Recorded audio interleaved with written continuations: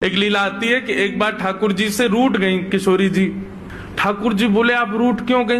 बोले नीली नीली मणि आप जो पहन करके आए हो, इसमें एक गोपी का चित्र दिखाई दे रहा है मुझको। ये कौन है?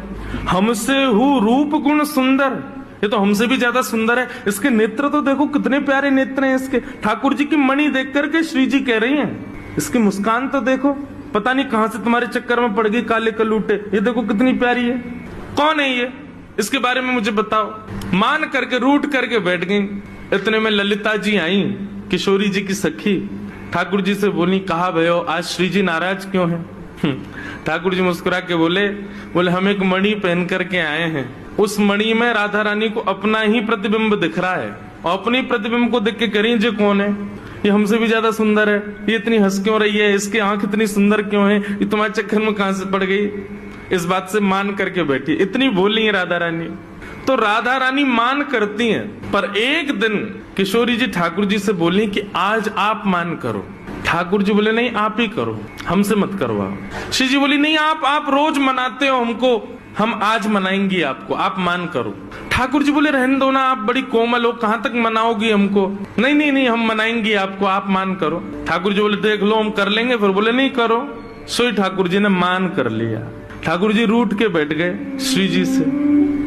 अब श्री जी ठाकुर जी को मना रहे हैं। कभी ठाकुर जी की मनपसंद वस्तु बना के लावे, कभी ठाकुर जी का मनपसंद राग गा के सुनावे, कभी ठाकुर जी को नृत्य करके दिखावे, कभी ठाकुर जी के सामने उनका मनपसंद श्रृंगार करके आवे।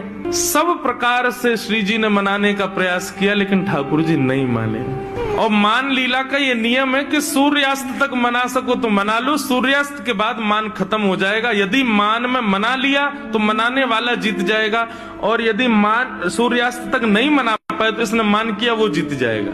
कैसा प्रेम है। सूर्यास्त हो गया महाराज। सूर्यास्त होके श्री जी आके बगल में बैठ गए। बोले ठीक है हम हार गए, अब मान छोड़ दो। लेकिन ठाकुर जी बिना कुछ बोले मान में ही चले गए। श्री जी बोली ये नियम नहीं है, सूर्यास्त के बाद मान खत्म करना होता है, आप तो मान में ही जा रहे हो। ठाकुर जी कुछ नहीं बोले, चले गए नंद भवन। श्री जी को रात भर नींद नहीं आई। बोले कि ऐसा कैसा मान किया कि रात में बात भी नहीं करके गए। दूसरे दिन फिर ठाकुर जी गौचारण के लिए आए। श्री जी आई, ठाकुर जी अभी भी मान में ही बैठे थे। श्री जी बोली देखो ये बहुत ज्यादा हो रहा है, आप कल से मान करके बैठो, रात में बात भी नहीं करके गए और अभी भी मान कर रहे हो। फिर श्री जी मनाने लगी, ठाकुर जी फिर नहीं माने, और रात में फिर बिना बात किए चले गए। 2 दिन हो गए, अब तो श्री जी से सहन नहीं हुआ, इतनी व्याकुल हो गई श्री जी। कल तीसरा दिन है, कल अंतिम प्रयास करूंगी, यदि नहीं माने तो मैं यमुना जी में जल समाधि ले लूंगी।